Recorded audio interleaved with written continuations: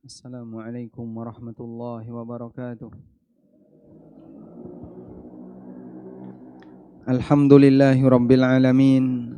Wassalatu wassalamu ala ashrafil mursalin. Nabiyyina wa maulana Muhammadin wa ala alihi wa sahbihi ajma'in. Wa ashhadu an la ilaha illallah wahdahu la syarikalah. Wa ashhadu anna Muhammadan abduhu wa rasuluh. Sallallahu alaihi wa ala alihi wa sahbihi wa man tabi'ahum bi ihsanin ila yaumiddin. Alhamdulillah, puji syukur kita haturkan kehadirat Allah. Pagi ini kembali kita melanjutkan kajian rutin bersama KPMI Korwil Jogja dengan membaca buku Kode Etik Pengusaha Muslim. Insyaallah yang akan kita baca berkaitan dengan materi atau tema agar tidak tamak dunia. Pada sesi ini kita akan mempelajari beberapa nasihat. Bagaimana caranya agar kita menjadi seorang hamba yang memandang dunia itu sifatnya hanya saya ambil sesuai kebutuhan, tapi tidak rakus untuk mendapatkannya. Sekarang coba kita lihat beberapa poin yang dibahas di sana. Pertama, antara kaya bersyukur dan miskin yang sabar. Kaya bersyukur dan miskin yang sabar itu pilihan apa? Pilihan status atau pilihan tugas? Baik, milih mana? Kaya atau miskin? Kaya. Kaya, insyaallah. Ada yang pengen jadi orang miskin? Enggak ada. Enggak ada. Jadi semuanya sepakat pengen kaya ya. Coba yang pengen miskin angkat tangan. Yang pengen miskin. Enggak ada. Yang pengen kaya. Yang pengen kaya angkat tangan. Angkat tangan. Semuanya pengen kaya. Masya Allah. Baik. Jadi hampir semua manusia di zaman sekarang kalau ditanya pengen kaya atau pengen jadi miskin, semuanya sepakat pengen jadi orang kaya. Masalahnya kaya dan miskin bukan pilihan kita ya. Sehingga cita-citanya pengen jadi orang kaya, realitanya wallahu a'lam. Karena itu masalah kaya dan miskin itu di luar manusia untuk menentukannya. Semuanya pengen kaya. Realitanya ada yang kaya, ada yang miskin. Coba kita lihat di sini. Kaya dan miskin, hukum asalnya tidak tercela dan tidak terpuji. Maka kita tidak bisa mengatakan orang kaya lebih terhormat daripada orang miskin atau sebaliknya. Karena sebatas memiliki harta, hukum asalnya mubah. Demikian pula ketika seseorang dalam kondisi tidak mampu, di sana tidak ada unsur pujian maupun celaan dalam syariat. Sebab kaya dan miskin itu dua-duanya pemberian Allah. Ada sebagian hamba yang diberi oleh Allah kekayaan, dan ada sebagian hamba yang diberi oleh Allah rizki yang lebih terbatas. Maka kaya dan miskin pilihan Allah. Karena sifatnya murni pemberian Allah, sehingga dalam hal ini tidak ada sisi mana yang lebih terpuji dan lebih tercela. Sehingga Allah tidak letakkan itu sebagai status kedekatan hamba dengan Allah. Maka orang kaya bisa bertakwa, sebagaimana orang miskin juga bisa bertakwa. Allah Subhanahu wa taala jadikan status kehormatan hamba di sisi Allah adalah takwanya. Inna akramakum indallahi atqakum. Sesungguhnya manusia yang paling mulia di antara kalian di sisi Allah adalah yang paling bertakwa. Karena itu menjadi kaya maupun miskin semua telah ditetapkan dan ditakdirkan oleh Allah. Seperti tadi, Semuanya punya keinginan ingin jadi orang kaya, tapi realitanya ada yang dijadikan kaya dan banyak yang dijadikan miskin. Atau sebaliknya, ada yang dijadikan miskin dan banyak yang jadi kaya. Untuk itulah baik kaya maupun miskin, keduanya Allah jadikan sebagai ujian bagi manusia.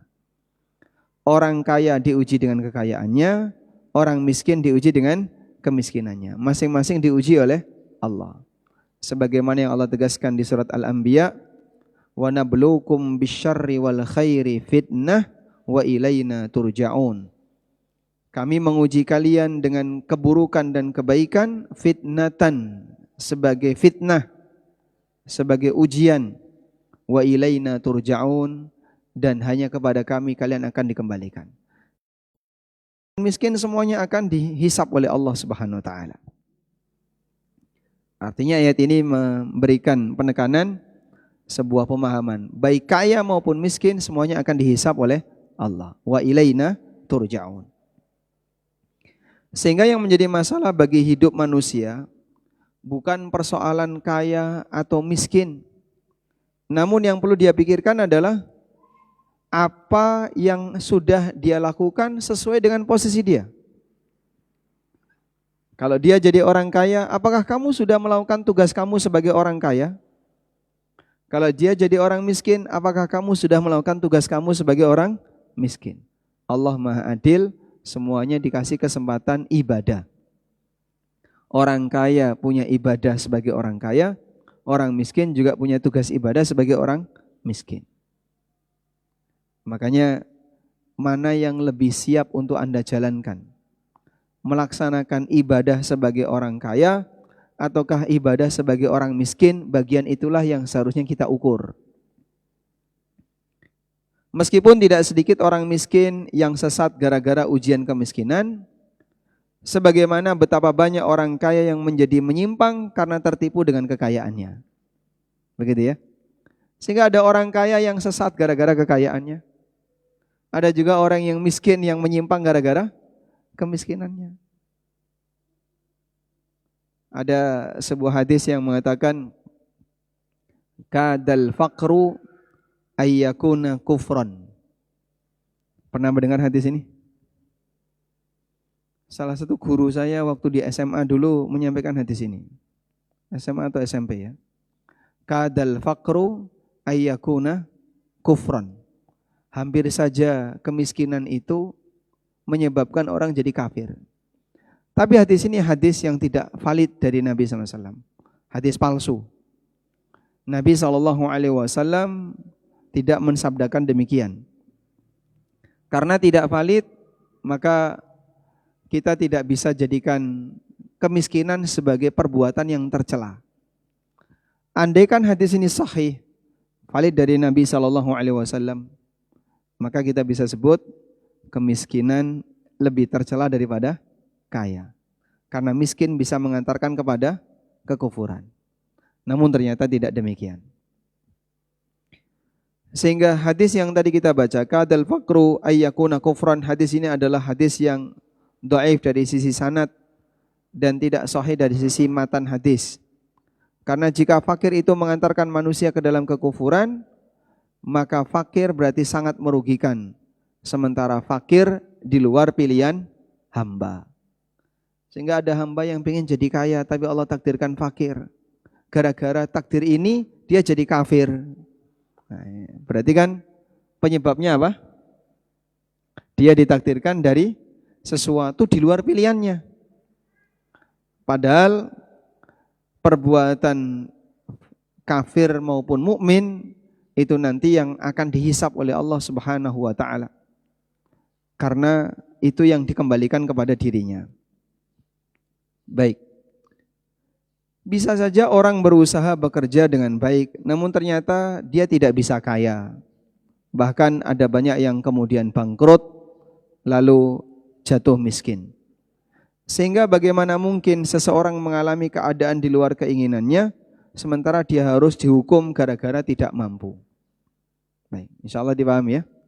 Maka hadis tadi, kadal faqru ayyakuna kufran, statusnya adalah hadis yang tidak benar. Selanjutnya, setelah kita paham ini, jadi bagian ini ingin menjelaskan kepada pembaca bahwa baik jadi orang kaya maupun jadi orang miskin tidak bisa dinilai terpuji atau tercela secara zatnya. Artinya Anda tidak lebih mulia gara-gara kaya, sebagaimana Anda juga tidak lebih tercela gara-gara miskin.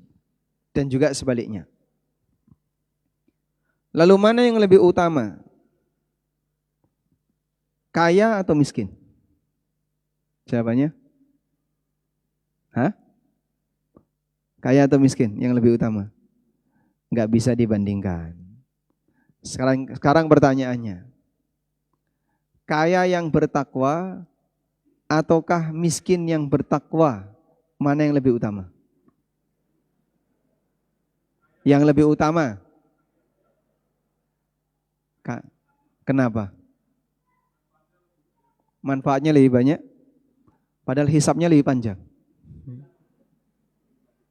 Hah? Itu yang ditakutkan.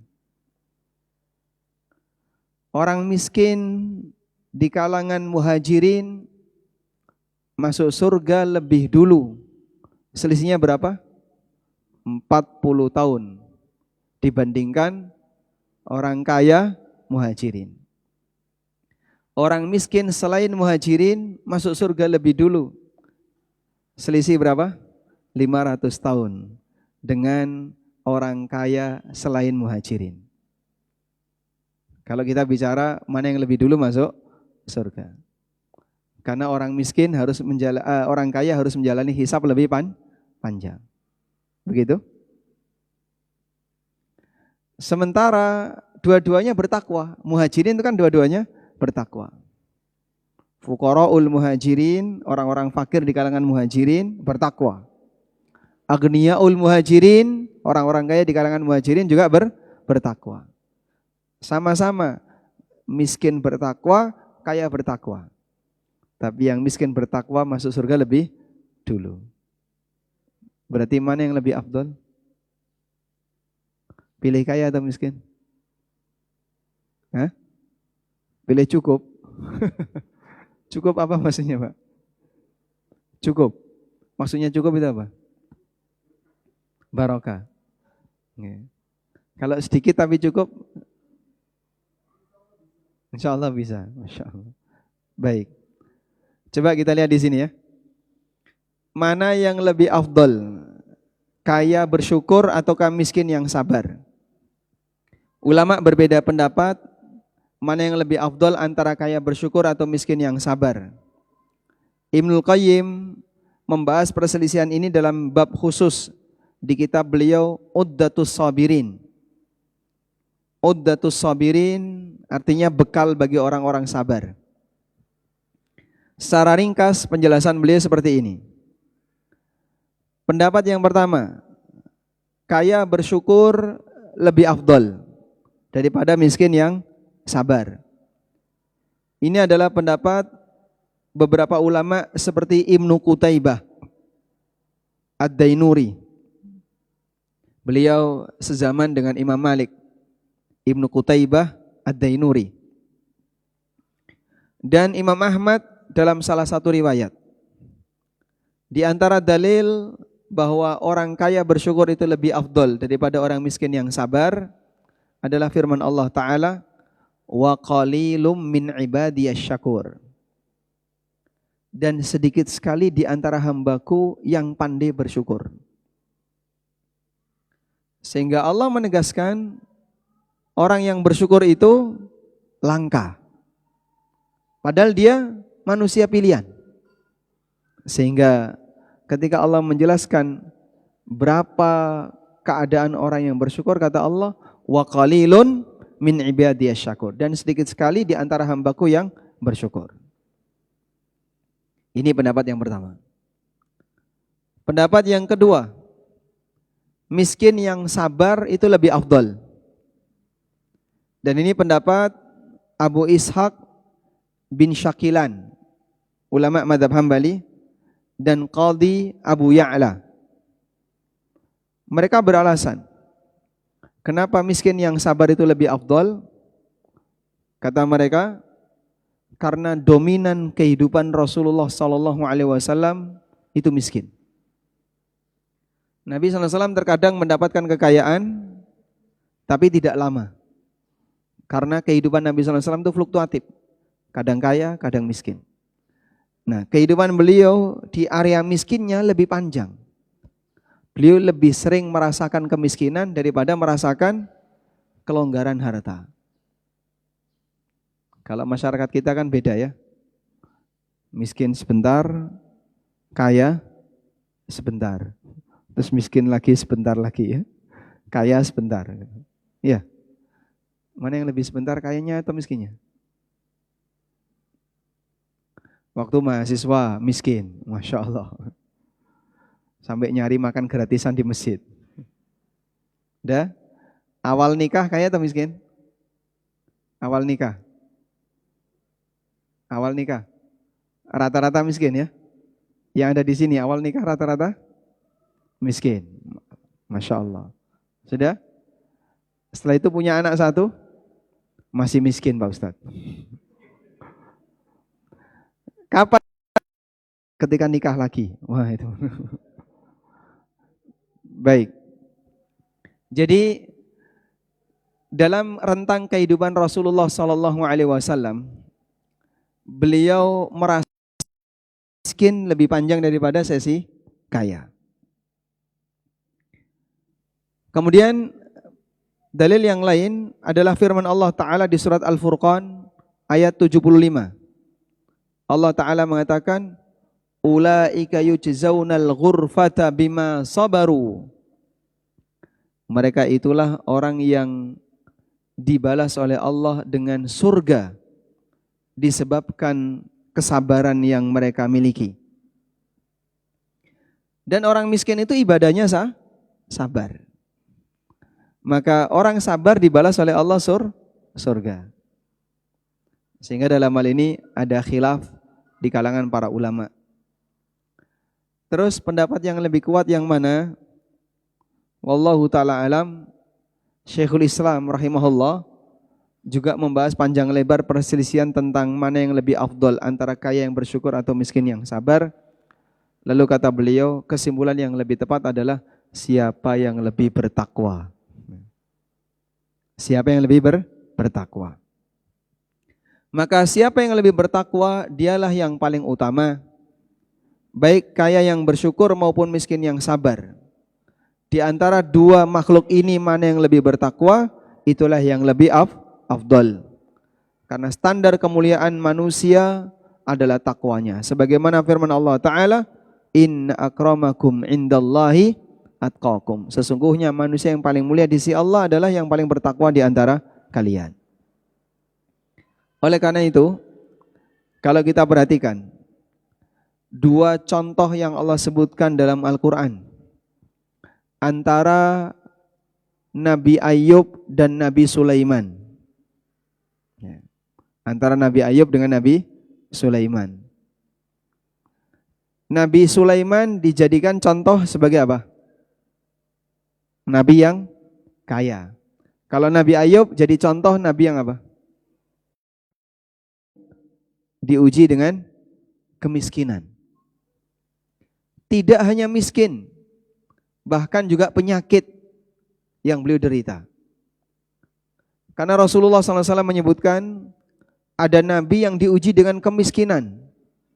Sampai dia nggak punya apapun selain hanya satu kain yang menutupi badannya. Sehingga dia kemana-mana cuman pakai satu baju. Saking miskinnya. Beliau tidak punya uang saku untuk berdakwah. Beliau tidak punya bekal makanan. Maka beliau kalau makan apa? Ya, kadang makan pepohonan, makan dedaunan. Yang penting pokoknya bisa dimakan. Ya. Di tempat-tempat umum beliau menemukan apa bisa dimakan. Sehingga ada Nabi yang diuji oleh Allah dengan kemiskinan.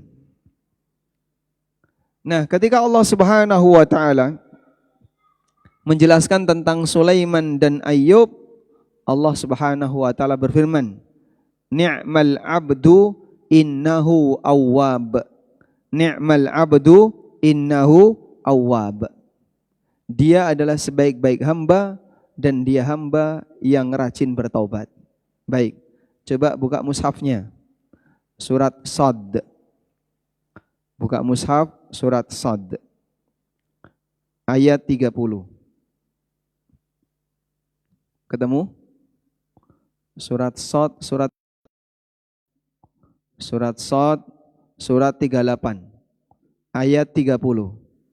Sudah? Baik. Di surat Shad ayat 30. Allah menyebut Sulaiman. Wa wahabna li Dawud Sulaiman ni'mal abdu innahu awwab. Dan kami anugerahkan Sulaiman kepada Nabi Dawud. Ni'mal abdu innahu awwab. Sesungguhnya Sulaiman adalah sebaik-baik hamba dan dia orang yang rajin bertaubat. Sudah? Sekarang beralih surat Shad ayat 44. Ayat 44. Sudah ketemu? Baik. Wa khudh biyadika dighsan fadrib bihi wala tahnath. Ambil segepok lidi, pegang dengan tanganmu. Fadrib bihi, pukulkan ke arah istrimu. Wala tahnath, jangan kau batalkan sumpahmu. Inna wajadnahu sabira. Sesungguhnya aku jumpai beliau adalah orang yang sabar. Ni'mal abdu innahu awwab. Beliau adalah sebaik-baik hamba dan rajin bertaubat. Siapa beliau ini? Nabi Ayub. Sudah? Bisa dilihat pujian Allah kepada Sulaiman dan Ayub sama atau beda? Sama atau beda? Sama. Padahal ujiannya beda. Sulaiman dapat ujian kekayaan, Nabi Ayub diuji oleh Allah dengan kemiskinan. Dan dua-duanya berhasil. Saat dua-duanya berhasil, pujian yang Allah berikan kepada keduanya sama. Ni'mal abdu innahu awwab. Dia adalah sebaik-baik hamba dan dia rajin bertobat. Artinya dari sini memberikan pelajaran kepada kita, baik kaya yang bersyukur maupun miskin yang sabar di mata Allah sama. Yang lebih penting adalah siapa yang lebih bertakwa. Nah, kalau kita punya standar agama sebagai alat ukur baku, maka seharusnya pilihan kita bukan pada keadaan, tapi pilihan kita lebih kepada apakah saya bisa menjalankan tugas atau tidak. Sehingga dari sinilah kalau kita ditanya, mana yang lebih Anda harapkan? Jadi orang kaya atau jadi orang yang bersyukur? Jadi orang kaya yang bersyukur atau miskin yang sabar? Seharusnya jawaban kita adalah, saya ingin jadi orang bertakwa.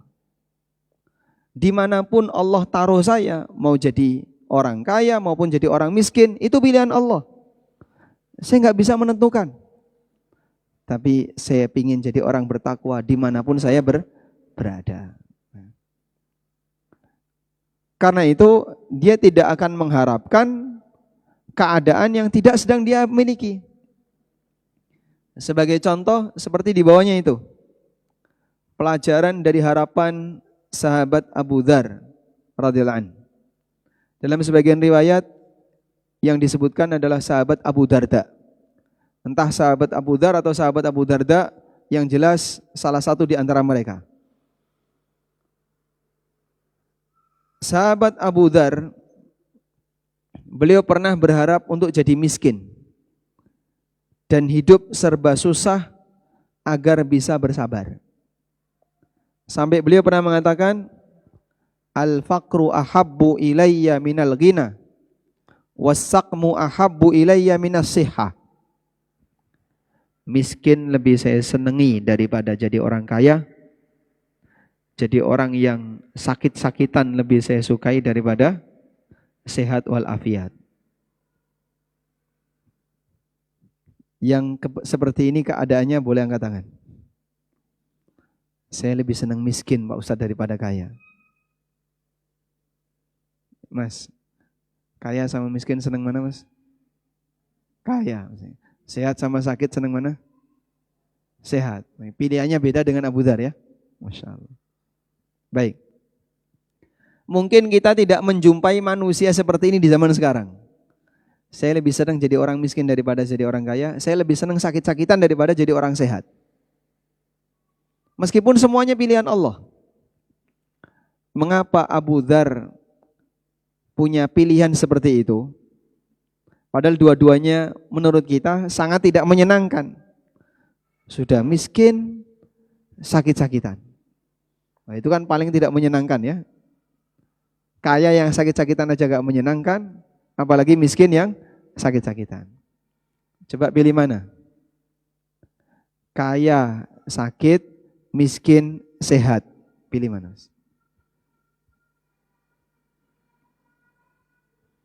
Kaya, sakit, miskin, sehat. Pilih mana? Hah? Miskin, sehat. Walaupun miskin. Tapi sehat.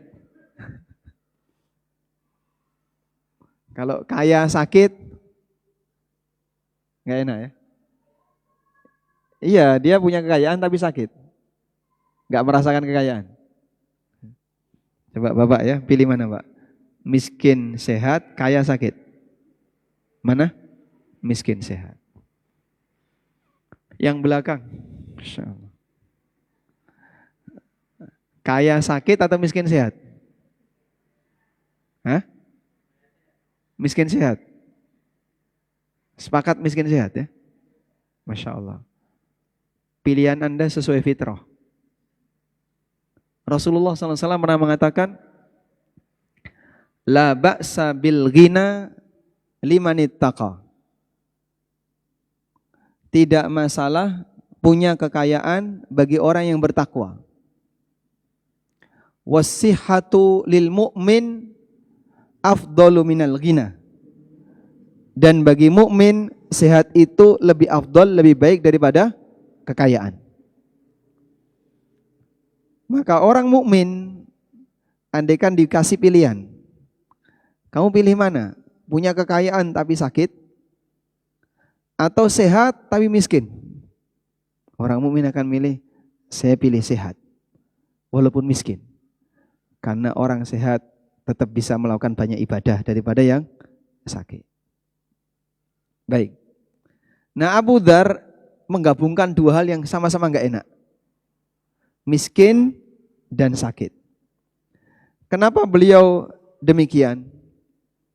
Karena beliau itu lebih milih sabar daripada syukur. Dua-duanya ibadah. Tapi ibadah sabar bagi saya lebih nikmat daripada ibadah syukur. Menurut Abu Dzar. Jadi ceritanya begini. Masing-masing orang itu punya passion ibadah yang berbeda. Misalnya, Bapak saya tanya, menurut Bapak lebih ringan mana? Sholat atau puasa?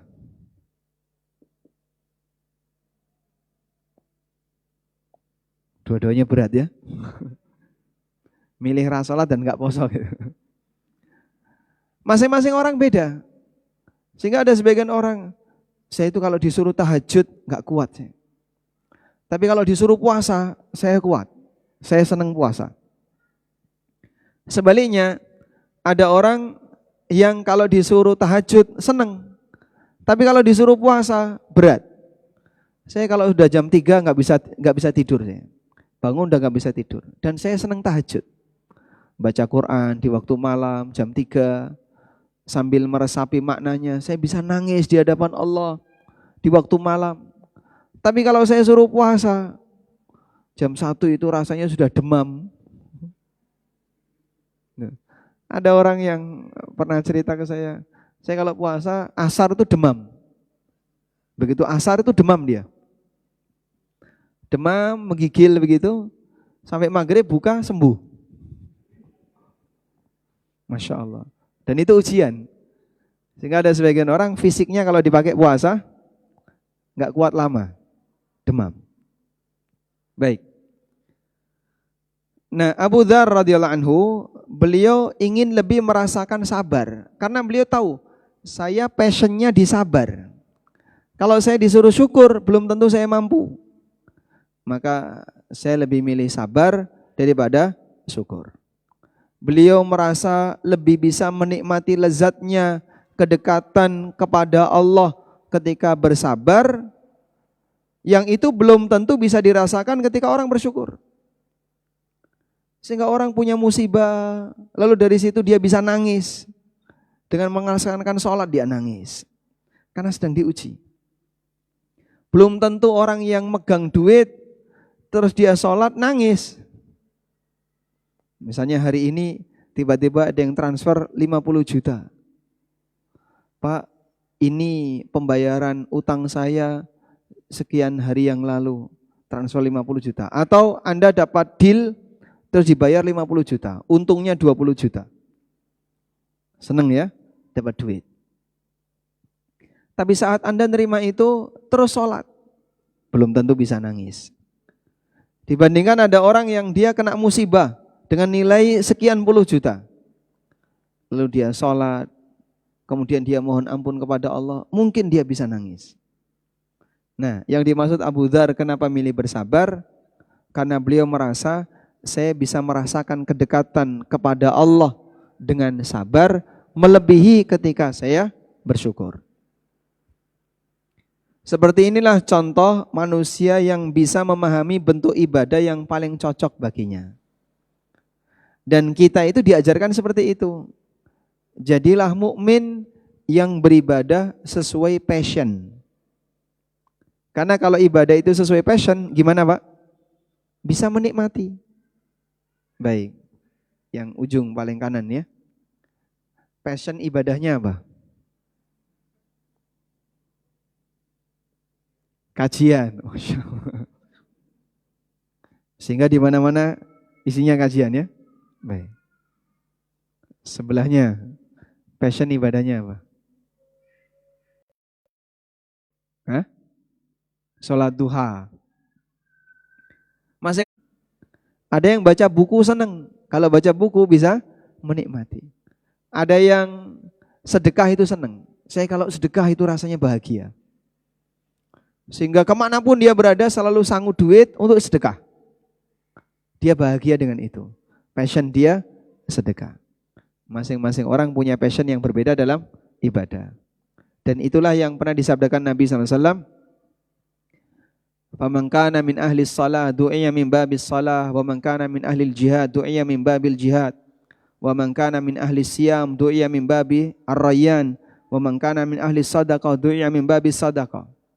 Orang masuk surga dipanggil sesuai dengan amalnya. Yang ahli sholat dipanggil masuk surga melalui pintu sholat. Yang ahli jihad dipanggil masuk surga melalui pintu jihad. Yang ahli sedekah dipanggil masuk surga melalui pintu sedekah. Yang ahli puasa dipanggil masuk surga melalui pintu ar-rayyan. Masing-masing dipanggil menuju surga sesuai dengan passion amalnya. Maka jangan sampai kita enggak punya semuanya. Tidak ahli sholat, tidak ahli puasa, tidak ahli sedekah, enggak pernah jihad, tidak ahli. Kamu mau mengandalkan apa untuk masuk surga?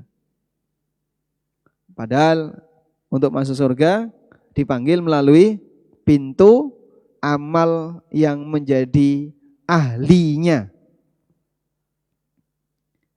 Nah, Abu Dzar lebih bisa menikmati sabar daripada syukur. Terlepas dari pernyataan Abu Dzar ini, ternyata ada kritikan yang disampaikan oleh Hasan bin Ali radhiyallahu anhu, cucu Nabi SAW. Ketika beliau mendengar keterangan yang disampaikan oleh Abu Dzar, Hasan bin Ali radhiyallahu anhu mengatakan, rahimallah Aba Dzarrin amma ana fa'akul. Semoga Allah merahmati Abu Dzar. Kalau aku, menurutku, man ittakala ala husni ikhtiyarillahi lahu lam yatamanna annahu fi ghairil halati allati ikhtarallahu lah. Siapa yang pasrah terhadap pilihan terbaik yang Allah berikan untuknya, maka dia tidak akan berangan-angan untuk mendapatkan apa yang tidak dia miliki. Masya Allah. Kata kuncinya ternyata di situ. Artinya baik Allah jadikan kaya maupun Allah jadikan miskin, itu pilihan Allah. Sehingga siapa yang pasrah, sekarang Allah takdirkan saya sebagai orang yang tidak mampu, dan saya ridho dengan ketetapan Allah ini. Ketika dia ridho dengan itu, dia tidak akan berangan-angan untuk memiliki apa yang tidak dia miliki. Saya pengen itu, saya pengen. Karena pengen itu, itulah yang menyebabkan orang jadi tamak terhadap harta. Namun kalau dia sadar, ya sudah, saya ada di sini, maka saya akan menjalankan tugas saya sebagai orang yang dijadikan oleh Allah seperti ini. Nah, selanjutnya ketika dia mengerjakan itu, walhamdulillah, di bagian itulah dia sukses. Dia jadi orang kaya, bisa melaksanakan tugas orang kaya. Dia jadi orang miskin, bisa melaksanakan tugas sebagai orang miskin. Baik, bisa dipahami insyaAllah ya? Alhamdulillah. Artinya kaya atau miskin, sehat atau sakit, itu murni pilihan Allah. Sementara manusia hanya bisa menjalaninya. Yang lebih penting adalah berusaha untuk memposisikan diri sesuai yang Allah takdirkan. Jika di posisi kaya, maka dia pandai bersyukur. Jika di posisi miskin, dia pandai bersabar. Ukurannya seperti itu. Anda dari pilihan kaya dan miskin itu, kira-kira mana yang lebih bisa dilakukan? Ingat, syukur itu berat. Syukur itu berat. Bukti bahwasanya kita sering tidak bersyukur. Gampang komentar makanan. Itu salah satu di antara buktinya. Coba di antara bapak-bapak ya. Pernah enggak dari mulai lahir sampai usia sekarang kita tidak mengomentari makanan? Ada? Enggak ada ya? Pasti pernah komentar? Pasti. Entah ngomong raina, anyep, kasinen, entek. Tapi kok komentar. Bahkan mohon maaf, kadang belum dimakan saja sudah komentar. Ini panganan opo tuh kayak gini. Tapi dimakan. Masya Allah. Yontek. Okay. Masya Allah. Itu bukti bahasanya dia kurang pandai bersyukur. Kamu menikmati, tapi di saat yang sama kamu mengomentari. Makanya syukur itu berat. Sehingga tidak semua orang punya kesanggupan untuk bersyukur. Wallahu a'lam. Walhamdulillahirabbil alamin. Ini satu poin yang kita bahas. Coba kita break dengan pertanyaan dulu. Jika masih ada sisa waktu nanti kita lanjutkan. Tafadhal.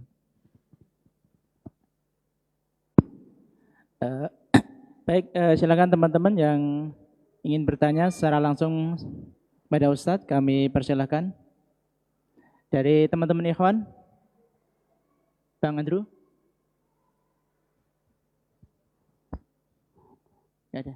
Tidak ada, alhamdulillah. Kita lanjut ya. Sekarang kita akan masuk ke pembahasan yang kedua. Setelah Anda mendapatkan pengarahan tentang status dunia yang sejatinya, mau punya dunia dan tidak punya dunia itu pilihan Allah. Kaya maupun miskin itu pilihan Allah. Yang lebih penting apa tadi?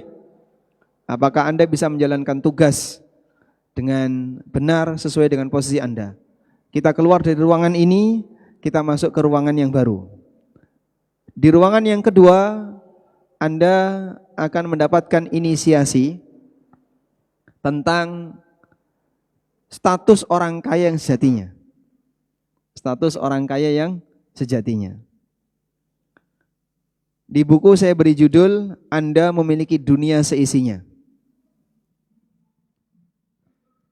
Jika kita perhatikan, nikmat yang Allah berikan telah memenuhi seluruh kebutuhan kita. Nikmat yang Allah berikan telah memenuhi seluruh kebutuhan kita. Baik, saya tanya dulu. Bapak yang baju merah ya. Sebutkan nikmat duniawi utama bagi manusia. Nikmat duniawi yang utama bagi hamba. Hah? Nikmat duniawi, bukan nikmat akhirat. Bukan nikmat agama. Sehat. Kaya. Kaya? Kaya atau punya makanan? Cukup. Udah, cukup. Terus yang ketiga? Sehat. Bisa bernafas itu sehat. Sehat itu mencakup semuanya ya. Bisa bernafas, jantung berdetak, bisa kedip-kedip matanya, itu sehat semua. Sehat. Yang kedua, perut kenyang. 3, istri cantik. Masya Allah. Sekarang sudah belum? Sudah? Yang jujur. Baru 1. Baik. Mau jawab belum, takut sama yang belakang ya. Sudah?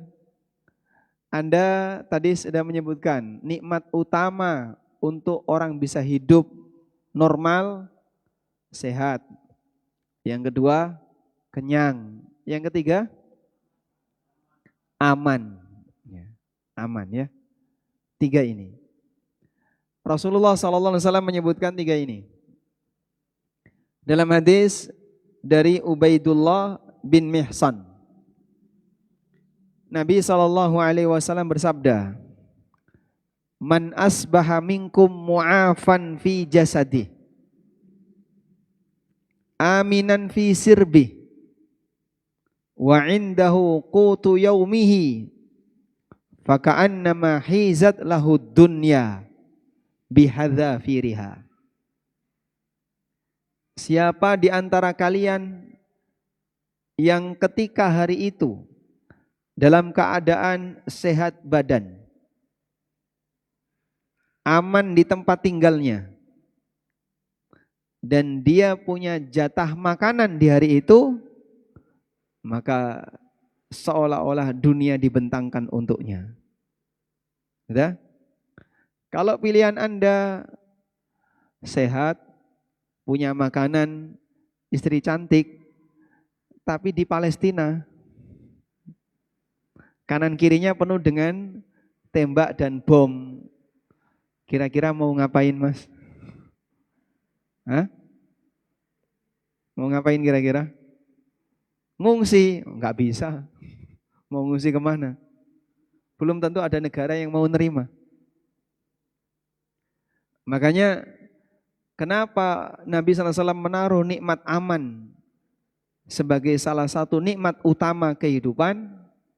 Karena orang kalau tidak aman, semua nikmat apapun enggak ada artinya.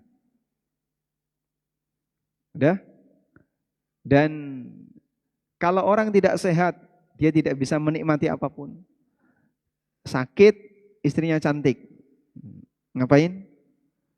Mau iso guyang-guyu tok. Sakit tapi punya makanan yang lezat misalnya. Bisa apa dia? Enggak bisa apa-apa. Pahit semuanya. Semuanya terasa apa? Pahit. Karena sakit. Ada orang sakit, disuguhi soto pahit, sate pahit, siti tambah pahit.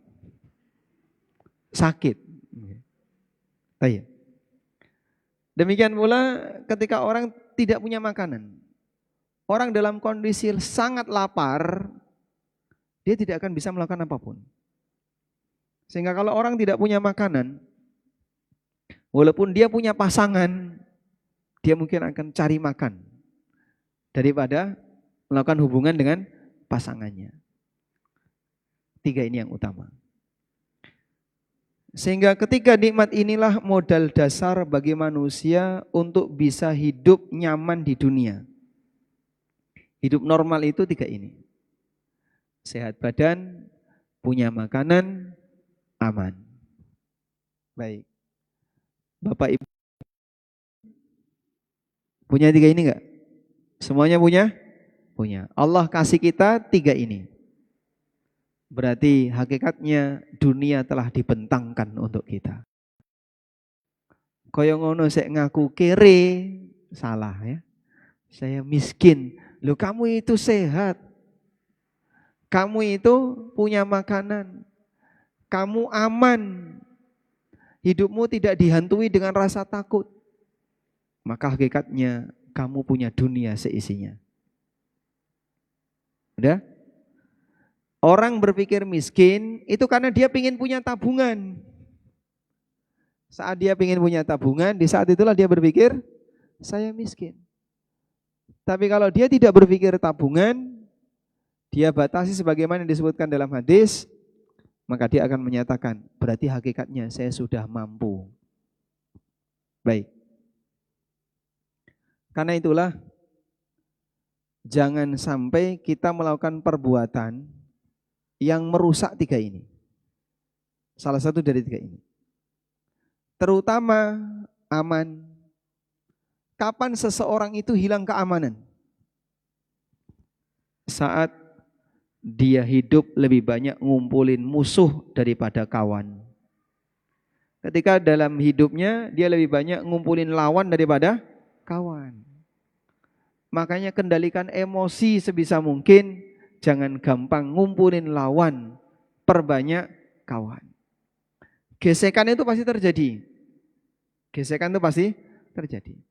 Tapi ada cara di mana ketika Anda melakukan gesekan dengan orang lain, Anda memperbanyak kawan, dan juga ada cara Anda bisa memperbanyak lawan.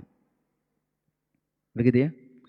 Semakin banyak lawan, Anda akan semakin tidak aman.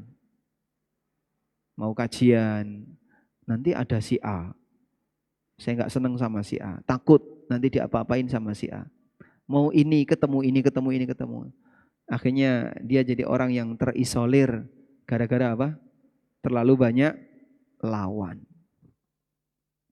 Makanya teman-teman hindari utang, sebab utang itu sumber perlawanan.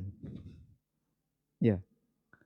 Di sini saya punya utang dengan ini, di sini saya punya masalah keuangan dengan ini, di sini saya punya masalah keuangan dengan ini. Ketemu ini nggak enak, ketemu ini nggak enak. Dia sendiri yang merusak keamanan dirinya. Tapi kalau orang itu munsyarihas sadr, hatinya lapang, tidak punya masalah dengan orang lain, mau ketemu siapapun nyaman. Walaupun bisa jadi dia nggak punya sesuatu yang banyak. Nah, ketiga nikmat ini merupakan modal dasar manusia bisa hidup dengan nyaman di dunia. Yang pertama nikmat sehat. Lihat di buku ya. Nikmat sehat. Dengan ini dia bisa merasakan kelezatan indera. Yang kedua nikmat aman. Dengan ini dia tidak dihantui rasa takut dan cemas. Sehingga dia bisa melakukan banyak aktivitas tanpa gangguan. Yang ketiga makanan. Dengan ini dia punya bekal untuk hidup. Karena kalau orang kelaparan, terancam kematian. Dari situlah harta sebanyak apapun tidak akan terasa nikmat ketika orang tinggal di negeri konflik, dia tidak aman.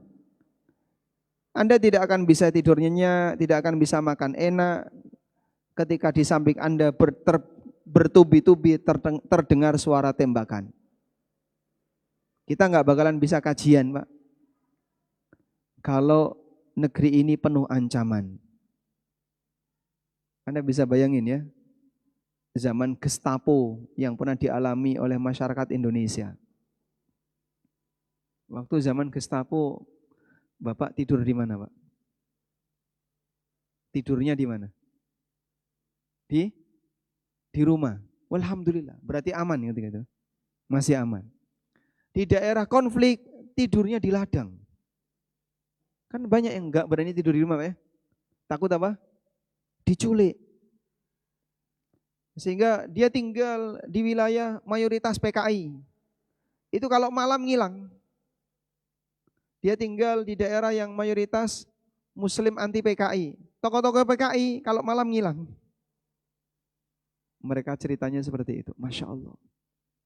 Sehingga dulu terjadi perang saudara antar sama warga Indonesia. Orang paten-patenan. PKI bunuh. Meskipun belum tentu dia PKI, Pak. Nggak jelas itu ya. Berapa korban Palu Arit di ladang tebu? Banyak sekali. Baik yang Muslim maupun yang tertuduh PKI. Memang ada beberapa orang yang dia jelas-jelas menyimpang. Tapi banyak petani yang sebenarnya mungkin dia nggak tahu menau, cuma ikut-ikutan, terjadi korban. Itu banyak sekali. Jadi Indonesia setelah dijajah banyak yang mati, negara ini tidak langsung stabil ya. Terjadi kegoncangan, Masya Allah ya. DITII yang jadi korban banyak. Kemudian juga beberapa tokoh Indonesia yang nggak sepakat dengan Soekarno, yang kemudian dieksekusi juga banyak. Belum lagi masa pemberontakan PKI, korbannya banyak di masing-masing pihak. Kita mohon kepada Allah semoga tidak terulang. Maka doakan agar negeri ini aman. Allahumma aminna fi awtanina wa aslih a'immatana wa wulata umurina wa a'inhum ala tanfidhi amanatihim. Allahumma arzuq lahum wuzara as-salihin wa bitanat as-salihin wa sallallahu ala nabiyyina Muhammadin wa ala alihi wa sahbihi wa sallam.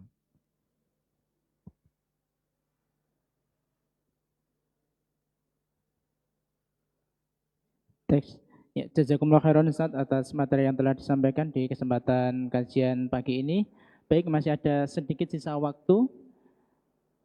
Sekali lagi bagi teman-teman yang ingin bertanya secara langsung, kami persilahkan.